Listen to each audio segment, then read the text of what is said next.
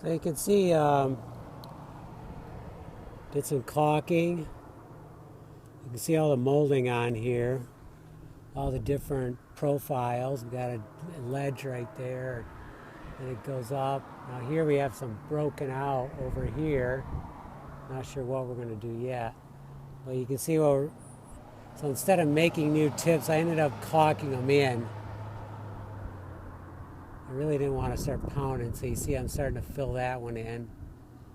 And we have a good run here where we do have some missing.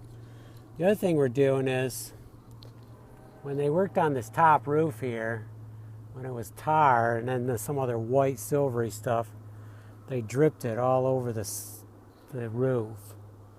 So what I'm doing is, I'm scraping it off. And from down below, it looks really good over here, like so much better. So we're going to continue doing that as we go across here.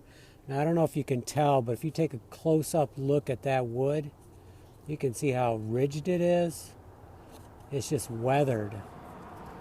You know, probably it has not been painted since 1917. That's our guess.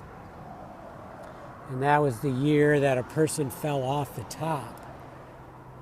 And it's in the history part. Amy found an article about it.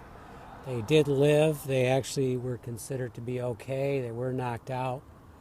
They hit the dormer, then hit the front porch roof, and then it said they landed on the blue stone sidewalk. But I can't imagine falling from this height and living to tell about it. It would be pretty amazing, as you can see. So we're going to keep working on this, doing some gentle scraping and then some gentle caulking and trying to prep it. And then I'm going to, hopefully I'd like to start priming it later today. So this is about as far as I can reach where the lift is now. So I'm going to get out to about here. So we have about an 8-foot section. And then later on, once I'm ready to move the lift, I'm going to move as tight to the house as I can and hopefully take it right over to there. Okay, back at the caulking and prepping.